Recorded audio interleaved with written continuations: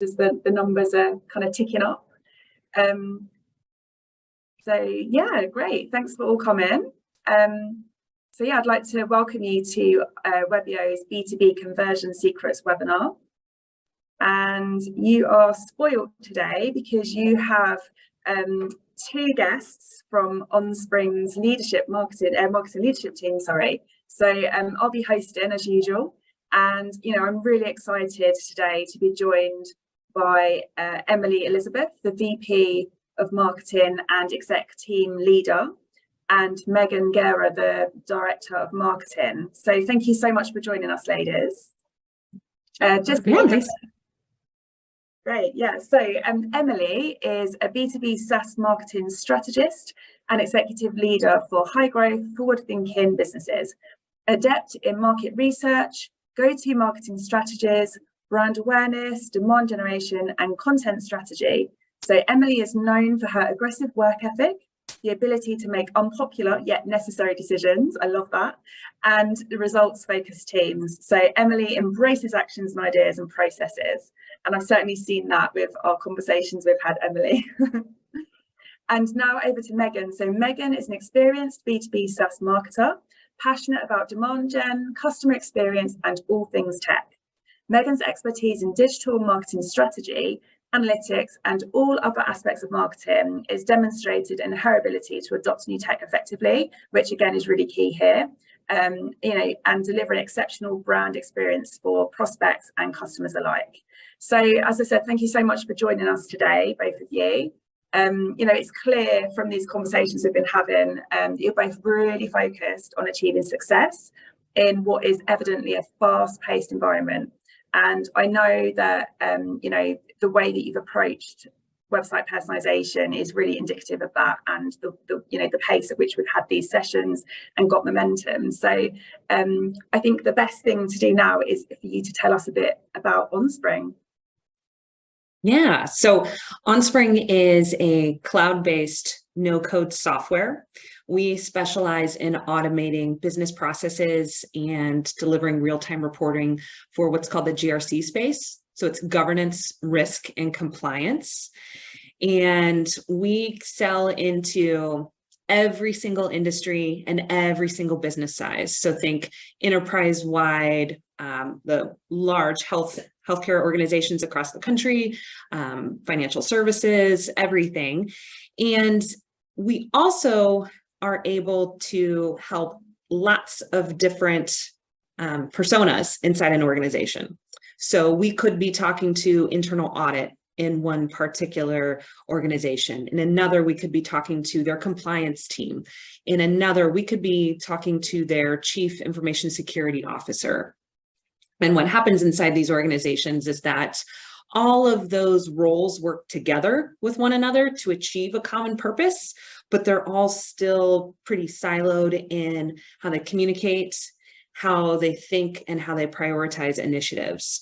And that's very similar to any one of us in our own organizations. We're in marketing. Marketing has different roles and objectives than our finance team or our engineering team, and so on and so forth. So when we actually launched a net new website, Megan, what was it, like 3-4 years ago? And as part of that, it was part of a brand lift to put a little bit more personality into our brand inside the B2B space. We knew that coming out with a singular message for our entire industry and all of our personas wasn't going to deliver the results we wanted. And so we had on our roadmap, once we launch this website and we've got everything kind of built out in the way we need it to, let's go back and add some really specific personalization elements so that when we know our internal auditors are coming to our website, they get a message about work papers and audit projects and audit plans, which would be different from a chief information security officer who's coming to make sure that they are up to speed on NIST compliance or ISO compliance or all of the things that they're looking for, cybersecurity prevention, all of those things. So we always had website personalization on our roadmap, and it took a little time to get there. Part of it was Megan and I both come from advertising agencies as our backgrounds. And so our experience with website personalization had tended to be these really expensive and really cumbersome and laborious tools that you would implement. Like I had personal experience doing website personalization with a software called Sitecore, really powerful, but not appropriate for a really nimble small team like ours. So we just, kind of did our own thing. And we weren't actually looking for website personalization at the time. Like it's always been on the roadmap, but we weren't actively pursuing it. And someone on the Webio team reached out to us and said, hey, here's what we do. How about I buy you lunch and we talk about it? And I'm a sucker for free things. So I said, yes, let's do this. So I end up on a call on a Friday morning with a sales rep who was just fantastic. And it was 9 a.m. our time Friday morning. I didn't have the rest of my team on the call. I did this as like a screening call. If I was interested in the product, and quite honestly, if I had a good experience with the sales rep, we would continue the conversation. Because I've been on a lot of calls where the sales rep has really not performed or has been really pushy. And I was like, I don't want to do business with a company like this. So we were on a sales call with Jean. And he took me through, here's what it does, here's how easy it is. I think it was a 30-minute call. And I knew instantly, this is exactly what we need. This is so easy and so simple. So let's do this. So I said, our next step is let's jump on the phone with Megan here, because Megan is our master of everything technology. She knows how to implement everything. She's fantastic at it. So I think on Tuesday, the following week, we had a call with Megan where Jean took everybody through, this is what it is, this is what it does, here's how you use it.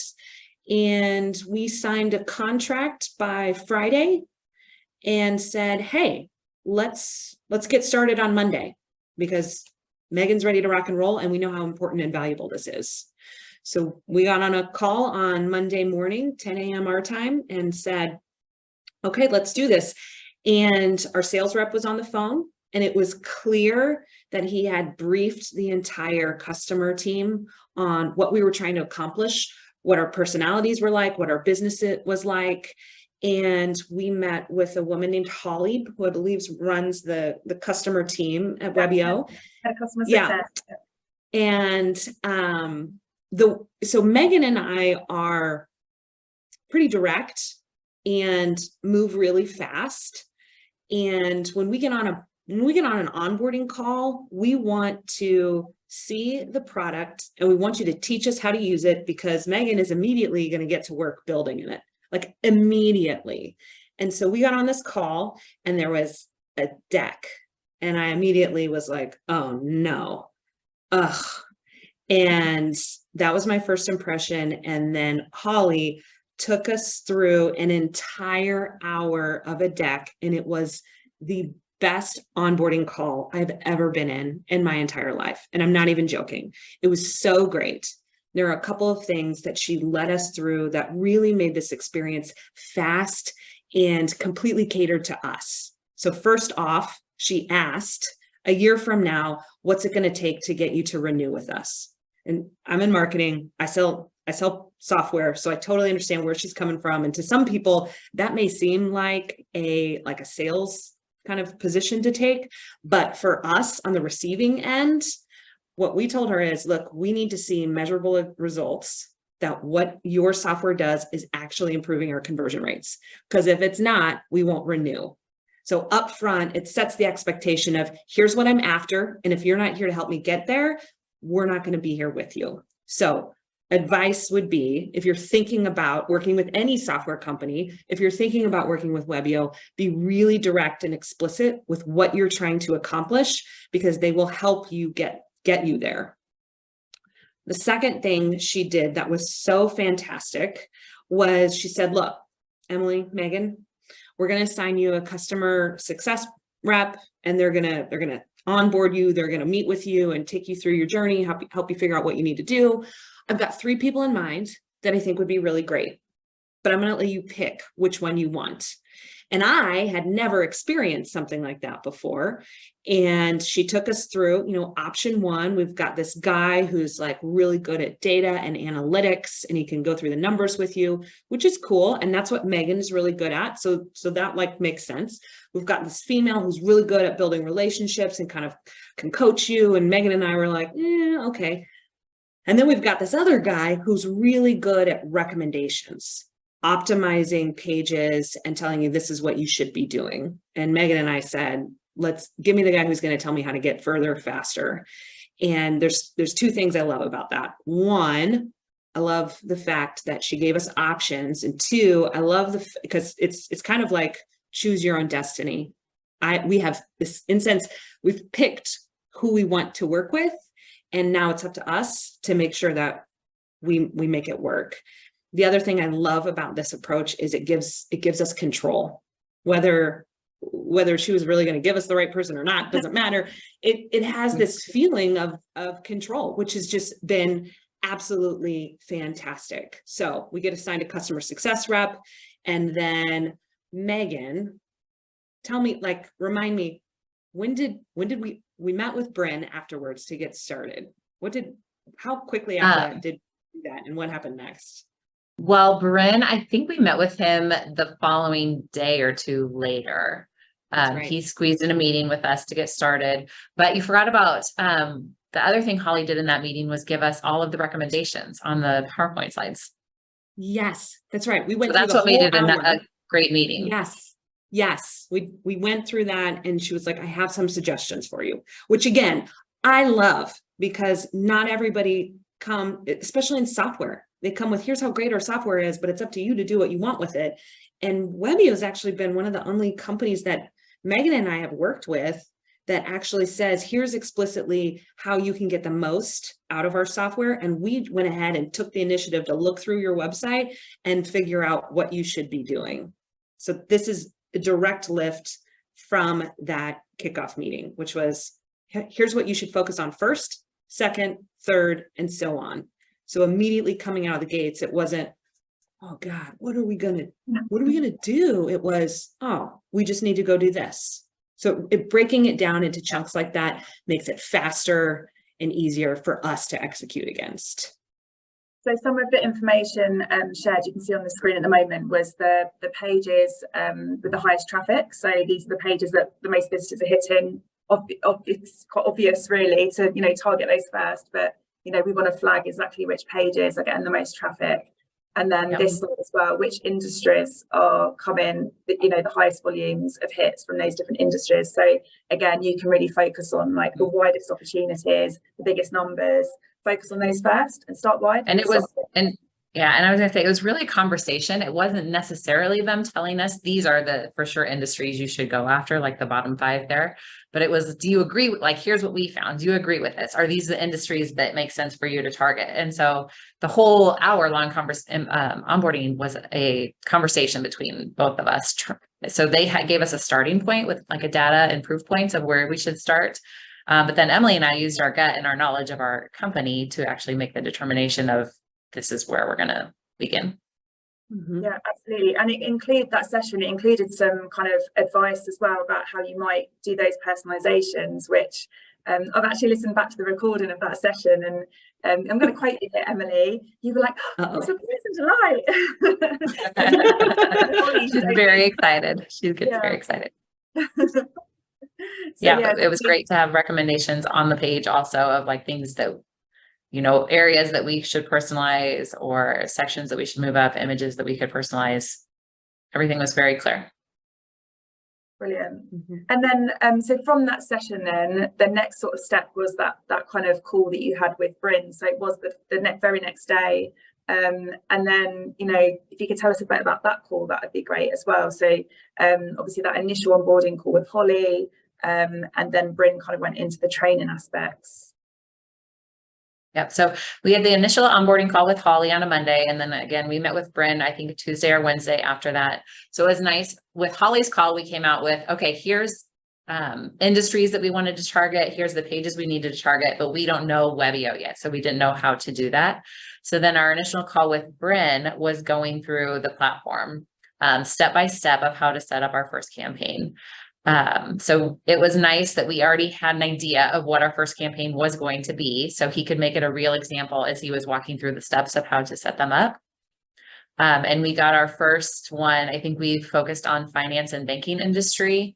We got it started with Bryn. Emily and I went back later that day and finished it up. And so really by midweek, we had one campaign pretty much up and running. Yeah, that's brilliant. And then some of the other information that sort of Bryn shared in that session was, again, sort of a bit more detail around not just the most popular pages, but those by industry as well. So sort of going deeper into the data. And again, obviously, with your expertise on your business and your industry, it allowed you to kind of look at that sort of data set and kind of really focus, okay, where do we need to look now? Where should we do our first campaigns? And this is just a couple of examples on the screen. Obviously, it's not necessarily the first ones that you targeted. Yeah. So after our meeting with Bryn, we felt confident, and I felt confident enough to go ahead and get started setting up all the personalization campaigns. It helped. We had images kind of set aside ahead of time, and we knew what headlines we were going to focus on ahead of time, so that when we got to set up the campaigns, it went pretty quickly. So we were able to set up 4 industry campaigns with 5 pages on our website personalized for each campaign, and in about 4 hours time, I think we figured out. So we're up and running by the end of the week. I think that first week we had 4 campaigns up and running. Yeah. Brilliant. And I think just to sort of highlight in terms of like Bryn's expertise, and you know, a lot of the team here have come from a B2B agency background. So our CEO Kirsty, Holly, our head of customer success, Bryn, and a number of other people in the business have all got agency side experience, and so that's really helped form the approach that we take when it comes to onboarding our clients, and also kind of supporting them through the kind of duration as well. So, you know, from that initial session right through to kind of ongoing sessions. And so Bryn's obviously, you know, super experienced in digital marketing. He's really focused on kind of results-driven activity. You know, we're not personalizing for the sake of it. We're really focusing on those aspects that are going to increase conversions, really kind of maximize the opportunities you've got when, you know, if someone comes to your website, you want them to stay there, convert, and make the most of those opportunities. So yeah, Bryn's a great example of that experience we've got in-house. Yeah, and Dawn, just to kind of expand upon that, it's part of the reason why we chose Bryn as our customer success rep. But so if you're sitting here listening to this and you're kind of debating, how do I get started with something like this? Or I've got a new campaign idea, like, oh, I'm gonna have to like put all these assets together. Bryn was really great in suggesting literally start as small as possible just to get something into market. So we literally just added industry terms to headlines, subheads on our page. So GRC software for healthcare organizations, the fastest GRC software for healthcare leaders. Like, it was really, really tiny and really specific. And so that's where we started. So Megan and I, who, you know, we play copywriters on TV, but we're not real copywriters in that sense. So we literally just sat down right next to each other for 4 hours in one day and knocked through all of those headlines and switched out the images that made sense. And fortunately, we have a lot of case studies and quotes from our customers in different industries. So we could just move around where those case studies lived on a page to make sure that they were highly relevant and visible for those individual campaigns. So if you're thinking about this, start like super easy, super small, because our next step is then we invite our creative director, who is a copywriter by trade, an award-winning copywriter to be specific. And she comes back and finesses them. And that's the little extra piece that kind of pushes everything over the edge to help improve our results. But if you're starting this, just start small, start easy, start super simple on a couple different pages. Yeah, and we've got an example on the screen at the moment. So on the left, you can see the Onspring website without personalization. So without Webio, this is the example and experience that prospects would see when they visit the website. And then on the right, that's the healthcare experience. So you can see some of the changes that the team made based on recommendations from ourselves, and also obviously their own kind of experience and knowledge around their prospects. So Megan, do you want to talk us through some of the changes? Yep. So you can see we updated, the first thing was the image. We took out our product shot and put a people image in there of somebody working in the healthcare field. So visually they see, oh, doctor, lab coat, stethoscope. I know that this company sells to healthcare companies. We added healthcare organizations to our headline for the page. We moved up, we had a case study in this from Memorial Hermann, which is a big hospital here in the US. So we moved that up to the top, so above the fold. So when they land on our page, they see the blue bar, and then they immediately see a case study that is relevant to the industry that they're in. And then, like Emily said, we went down the site and just really updated the subheads for every section. So we didn't dig into the detailed copy very much, but we just added healthcare organization or healthcare pros or something that acknowledged the industry as much as we could. And that's the thing, isn't it? It doesn't have to be really complex. It doesn't have to be that you're like, you know, changing everything. It's like it's just reinforcing throughout that journey that you are experienced in working with businesses like them. You know how they work, you know their needs, you understand exactly what they need to kind of for you to support them. And so it's just reinforcing that, isn't it, throughout that process. Yeah. And you know, we sort of from a best practice standpoint recommend a minimum of 4 pages to be personalized for each campaign. So we all know in terms of like the B2B sales cycle, people don't just hit the homepage and then convert. It would be nice, let's face it. But the reality is they're going to do their due diligence. They're going to look around the website and have an understanding of the service you can offer before they kind of go ahead and make contact. So we recommend 4 pages as a kind of best practice as a minimum. But you guys took it a step further, and there's 5 in this particular campaign. So I love that. I think it's a really good start, just to, you know, straight off the bat, let's kind of exceed the kind of minimum requirements and make sure those visitors have a great experience on the website. Yeah. And then the next slide I've got is an example of the mid-market homepage, which we're going to talk about. So I can talk to this. So we chose Bryn, like I said, and we've been very happy with Bryn. We love every. We've had 4 or 5 calls with. Say it again. We've had 4 or 5 calls with Bryn. We've been very happy. What we love most about Bryn is every time we talk to him, he comes with a new recommendation for us of something else that we could be personalizing on our site. So this was one after we had the industry set up. We're like, hey, Bryn, look, we did a great job. We got all these industries set up. And we were like, oh, we're done. We don't have to think about this anymore. And he's like, well, have you thought about, we noticed, he's like, I was looking at your website and noticed that the majority of your market is coming from mid-market companies, not enterprise. So we are targeting enterprise level accounts with our website, but just organically, a lot of the visitors that come to our website are in more mid-market level accounts. And so we're like, oh, so he said you could personalize your website for mid-market accounts. And we said, well, how would we do that? Like, what do you mean? Do you have other companies that have done it? How would we do that? And he is like, well, what you could do is adjust the messaging to show mid-market companies how you can help them grow to become a larger enterprise company, because all these companies are trying to grow and are trying to become enterprise level companies. We said, oh my gosh, that's great. That's perfect. And so we created a 5th campaign. Our 5th one was for mid-market. Again, we looked at what the top web pages on our site needed personalized. For the homepage, we just updated again. It was mostly just the headlines on this one. It's not industry specific. So we left our software picture on the homepage, but we updated our text that just acknowledged that we can help them get to the next level. And then we moved up our logo, some of our customer logos up right above the blue bar. So it said you could be another Onspring success story, and showed some of our big enterprise level accounts that we have. So kind of acknowledging that you may not be an enterprise level account, but that doesn't mean that we still can't work with you, and we would love to help you get to that level. Yeah, brilliant.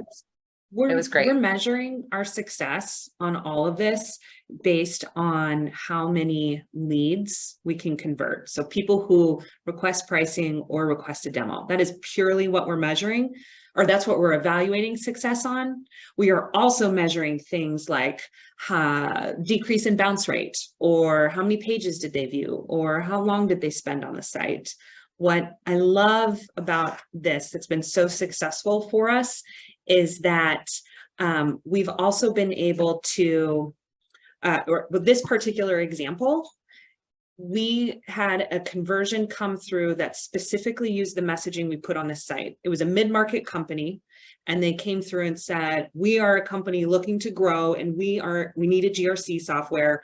Can we talk to you about this? And so it's great to see real time what's coming through is really matching like with what we're trying to put in the market. Yeah, that's brilliant.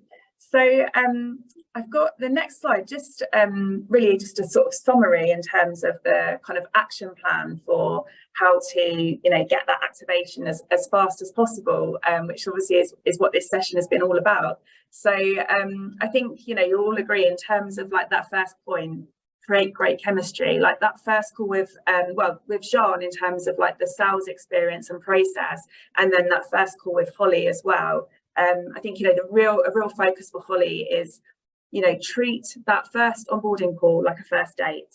So you want to create great chemistry, you want to make sure there's a really good match with the people, and that's why she kind of offers these are the options you have for your customer success manager, which personality and style is going to fit the best with your team, and it's trying to make them an extension of your own team, working together collaboratively, and really, as you said, some of the other options, you already had that skill set in-house. It was almost like a direct kind of match with Megan, and so actually, okay, what would give us the most value, and go for the option. So yeah, a real focus on kind of get great chemistry and really good kind of matching in that sense. And then, I'm hoping that we did this. We made the vendor feel like they made the best new hire. So, I'm hearing lots and lots of positivity from you guys in terms of how this process has gone, and even kind of ideas about what you might adopt yourself in terms of your own kind of onboarding processes and things. So yeah, really important for us to kind of make you feel like you've made the right choice, and we're kind of meeting your requirements. And I think, like, in terms of the approach, where both Holly and Bryn have made lots of recommendations as to how you approach this, really kind of supporting and inspiring you for fast activation. So I've even heard you saying, oh, we've got another call with Bryn in a couple of days, we better do our homework and get those next personalization stepping up.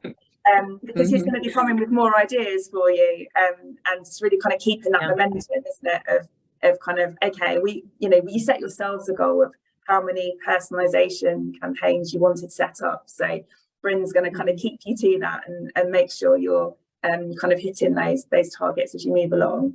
And again, Emily, this is something that you mentioned earlier about the first use doesn't have to be perfect. So I know your copy wizard in-house helps you kind of adapt those first few personalizations just to kind of really refine them. But the editor is so simple to use that it's really simple to kind of get something set up and then make some changes if you need to.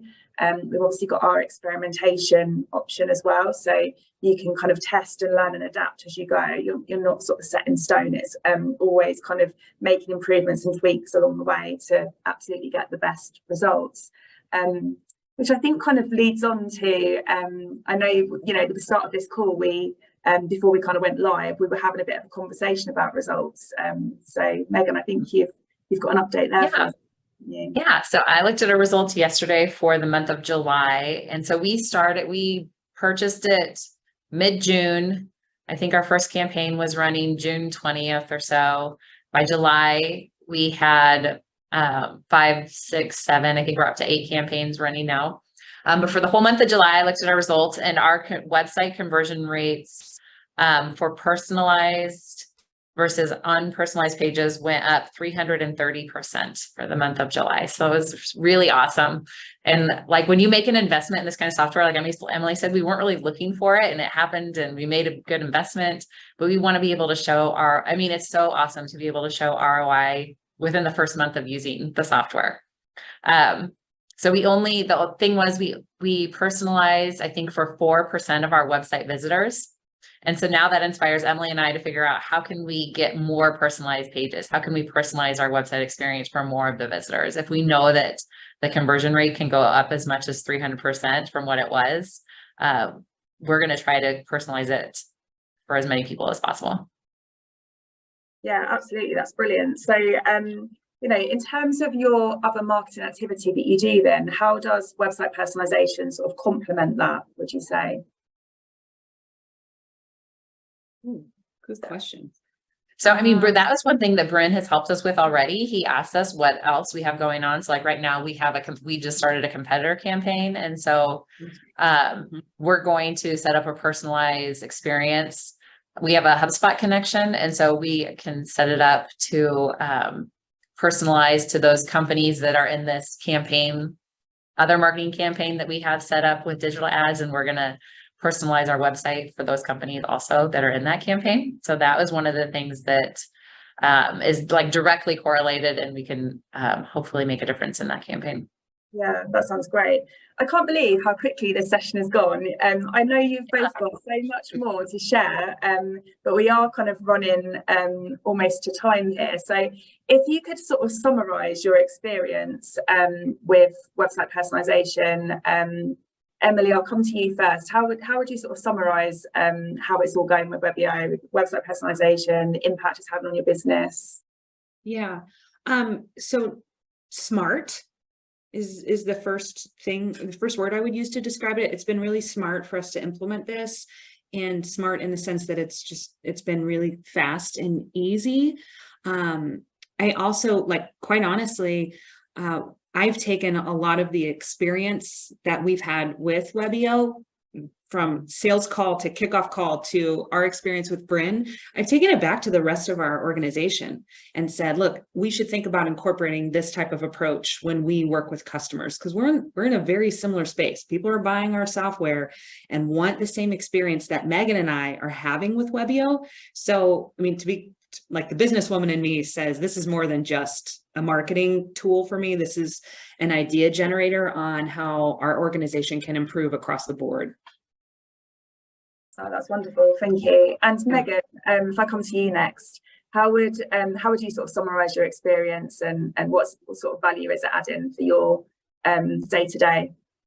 I kind of agree with what Emily said about it was a smart investment. And to me, it's taken something that, like, as Emily had on our long-term roadmap, and it just seems so daunting and so overwhelming, and how are we going to get it done? And it just feels like a breath of fresh air, like a weight's been lifted on your chest when you can get it done so quickly and so easily. Like, why didn't I do this before? Like, why was I worried so much about this?